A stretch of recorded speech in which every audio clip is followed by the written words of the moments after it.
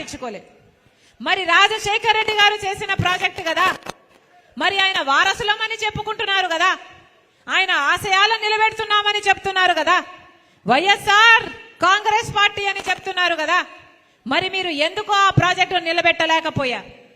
Project కట్టమని ఎవరు అడగడం లేదు. కనీసం ప్రాజెక్టు మరమ్మతులు చేయడానికి కూడా మీరు సంవత్సరానికి 1-2 కోట్లు ఇవ్వకపోతే, ప్రాజెక్టు నిలబడకపోతే ఈ రోజు ఆ ప్రాజెక్టు గేట్లు ఆ నీళ్లలో తేలుతున్నాయి, గేట్లు ఊడేపోయాయి.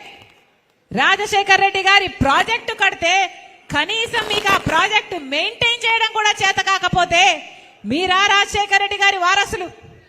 మీరా రాజశేఖర్ రెడ్డి గారి ఆశయాలను నిలబెట్టే వాళ్ళు? మీదా వైఎస్ఆర్ కాంగ్రెస్ పార్టీ? మీది వైఎస్ఆర్ కాంగ్రెస్ పార్టీ కాదు. వై అంటే వైవి సుబ్బారెడ్డి గారు, ఎస్ అంటే సాయిరెడ్డి గారు, ఆర్ అంటే రామకృష్ణ, సజ్జల రామకృష్ణ గారు. ఇలా తయారైంది ఈరోజు వైఎస్ఆర్ కాంగ్రెస్ పార్టీ. దీంట్లో వైఎస్ఆర్ గారు లేరు. ఇది జగన్ రెడ్డి పార్టీ, ఇది నియంత పార్టీ, ఇది ప్రజలను పట్టించుకోని పార్టీ, ప్రజా సమస్యలను పట్టించుకోని పార్టీ, ప్రజల ప్రయోజనాలను తాకట్టు పెట్టి బీజేపీకి బానిస అయిన పార్టీ. రాజశేఖర్ రెడ్డి గారి ఒక్క ఆశయమైనా నిలబెట్టారా? ఒక్క ఆశయమైనా నిలబెట్టారా? వెలుగొండ ప్రాజెక్టు రాజశేఖర్ రెడ్డి గారు ఎంతో కోరుకున్న ప్రాజెక్టు, ఎంతో 4,50,000 ఎకరాలకు నీళ్లిచ్చే ప్రాజెక్టు. ఒక్క ఈ జిల్లాకే కాదు, పక్కన కర్నూలు కడపకు కూడా నీళ్లిచ్చే ప్రాజెక్టు, 45 టీఎంసీల సామర్థ్యం ఉన్న ప్రాజెక్టు. రాజశేఖర్ రెడ్డి గారు 60% పనులు పూర్తి చేసి పోతే ఆ తర్వాత చంద్రబాబు గారు కనీసం తట్టడు మట్టడి తీసి పోసాడా? 5 సంవత్సరాలు చంద్రబాబు గారు ముఖ్యమంత్రిగా ఉంటే వెలుగొండ ప్రాజెక్టు ఒక్క అడుగు కూడా ముందుకు వేయలేదు. ఆ తర్వాత జగనన్న గారు ముఖ్యమంత్రి అయ్యారు. ముఖ్యమంత్రి కాకముందు చెప్పిన మాట వెలుగొండ ప్రాజెక్టు నేను పూర్తి చేస్తాను అని. మరి 5 సంవత్సరాలు అవుతుంది, వెలుగొండ ప్రాజెక్టు పూర్తయిందా? వెలుగొండ ప్రాజెక్టు పూర్తయిందా? పూర్తి కాలేదు. ఇక్కడ నిమ్స్ ఇండస్ట్రియల్ కారిడార్ ఏర్పాటు చేయాలనుకున్నాడు రాజశేఖర్ రెడ్డి గారి తర్వాత ప్రభుత్వం 2012లో, అప్పుడున్న కాంగ్రెస్ ప్రభుత్వం. 3 లక్షల మంది యువతకు ఉద్యోగాలు ఇచ్చే ప్రాజెక్టు, అద్భుతంగా 4,000 ఎకరాలలో అద్భుతంగా చేయాలనుకున్న ప్రాజెక్టు. ఆ తర్వాత ఎవరూ పట్టించుకోలేదు. జగన్మోహన్ రెడ్డి గారు ముఖ్యమంత్రి కాకముందు 2019లో దాన్ని పూర్తి చేస్తానని చెప్పిన వాడు ఇప్పటి వరకు కనీసం ఒక్క ప్రాజెక్ట్ అయినా వచ్చిందా? ఒక్క ఇండస్ట్రీ అయినా వచ్చిందా? ఒక్క ఉద్యోగం అయినా వచ్చిందా? లేదు. జిల్లాకు ఒక ఎయిర్పోర్ట్ అన్నారు, దానికి ఒక పథకం కూడా పేరు పెట్టారు. జిల్లాకు ఒక ఎయిర్పోర్ట్ కట్టి బోయింగ్లు కూడా దింపుతామన్నారు. ఏమైంది? కొన్ని సామెతలు గుర్తుకొస్తా ఉన్నాయి. ఓతికుండకు మోత ఎక్కువ, ఉత్తగొడ్డుకు అరుపులు ఎక్కువ, చేతగాని వాడికి మాటలు ఎక్కువ అన్న సామెతలు గుర్తుకు వస్తా ఉన్నాయి. నేను అడుగుతా ఉన్నా ఈ వేదికపై నుంచి,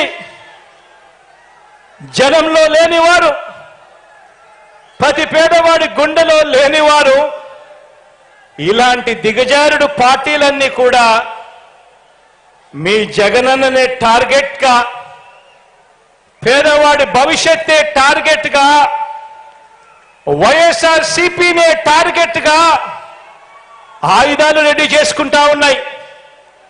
నేను అడుగుతా ఉన్నాను, ఈ యుద్ధంలో మీరు సిద్ధమా అని అడుగుతా ఉన్నాను.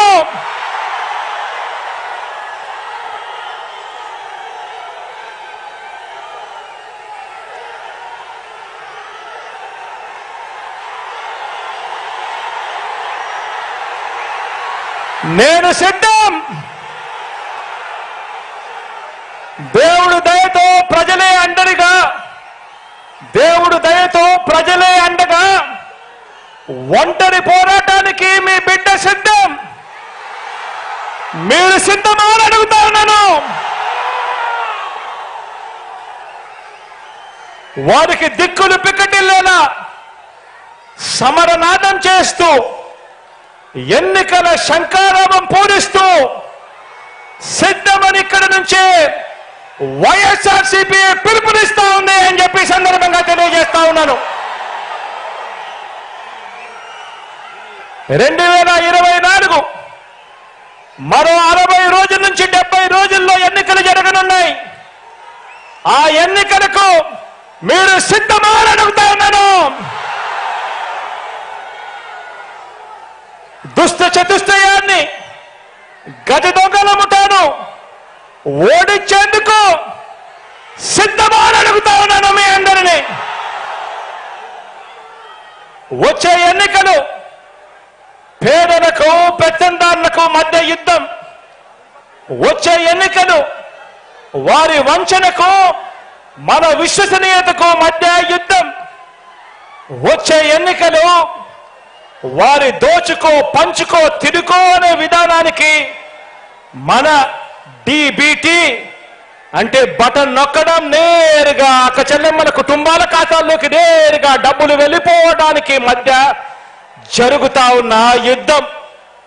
వచ్చే ఎన్నికలు వారి సామాజిక అన్యాయానికి మన సామాజిక న్యాయానికి మధ్య యుద్ధం. వచ్చే ఎన్నికలు ఈ సంక్షేమ పథకాలన్నీ రద్దు చేసే వారి కుట్రలకు మన సంక్షేమ ప్రభుత్వానికి మధ్య జరగబోయే యుద్ధం. వచ్చే 2 నెలలు మనందరికీ కూడా నిత్యం యుద్ధమే. మరోసారి అడుగుతా ఉన్నా, ఈ యుద్ధానికి మీరంతా సిద్ధమా అని అడుగుతా ఉన్నాను.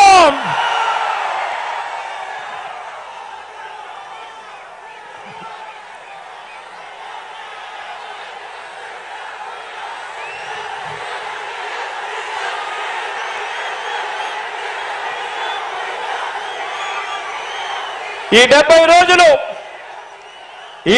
రోజులు ప్రతి ఒక్కరూ ఒక సైన్యంగా పనిచేయాలి. ప్రతి ఒక్కరం ప్రతిపక్షం 10 వైపుల నుంచి చేసే దాడుల్ని, వారి ఎల్లో మీడియాని, వారి సోషల్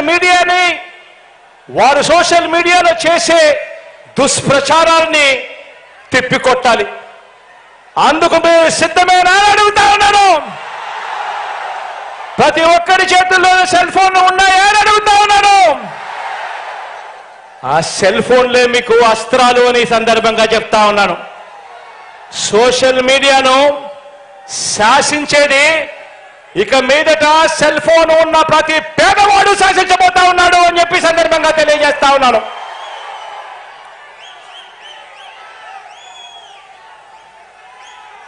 బూత్ కమిటీల సభ్యులుగా, గృహ సారథులుగా, వాలంటీర్లుగా ఉన్న వారంతా పార్టీలో సామాన్య కార్యకర్త మొదలు రాజ్యసభ సభ్యుల వరకు ప్రతి ఒక్కరూ కూడా కీలకమైన మీ పాత్ర పోషించాలి.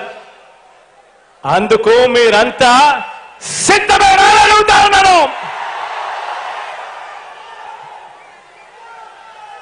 కారణం ఏమిటి అనంటే, వచ్చే ఎన్నికల్లో మన టార్గెట్ 175కి 175, 175కు 175 స్థానాలు మన టార్గెట్.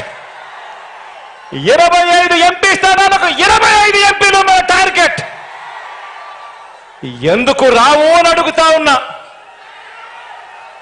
ప్రతి ఇంటికి మంచి చేశాం, ప్రతి గ్రామంలోనూ మంచి జరిగింది. మరి ప్రతి ఇంట్లోనూ మంచి జరిగినప్పుడు, ప్రతి గ్రామంలోనూ మంచి జరిగినప్పుడు, ఆ ప్రతి గ్రామంలోనూ 60% ప్రజలు, 60% కుటుంబాలు మీ వెంట మన వెంట ఉంటే ఎందుకు రావు 175కు 175 అని అడుగుతా ఉన్నాను. ఎందుకు రావు 25కు 25 అని అడుగుతా ఉన్నాను.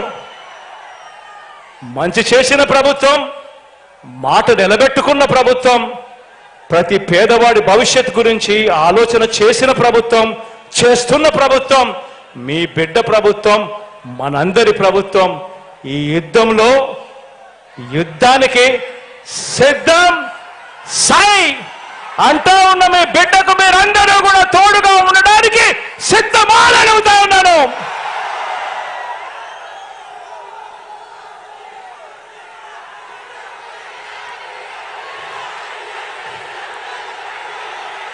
మీ అందరి చల్లని దీవెనలు, మీ అందరి ఆశీస్సులు, దేవుడి దయ మీ బిడ్డతో ఉన్నంత వరకు మీ బిడ్డ ఏ ఒక్కరితోనూ భయపడడు. ఈ సందర్భంగా ఇక్కడికి వచ్చినందుకు ప్రతి అక్కకు, ప్రతి చెల్లెమ్మకు, ఈ సందర్భంగా ప్రతి అన్నకు, ప్రతి తమ్ముడికి, ప్రతి స్నేహితుడికి, ప్రతి అవ్వకు, ప్రతి తాతకు హృదయపూర్వకంగా, మనస్ఫూర్తిగా రెండు చేతులు జోడించి మీ బిడ్డ కృతజ్ఞతలు తెలుపుకుంటూ, మీ బిడ్డ ఎన్నికల శంఖారావాన్ని ఇక్కడి నుంచి మ్రోగిస్తా ఉన్నాడు.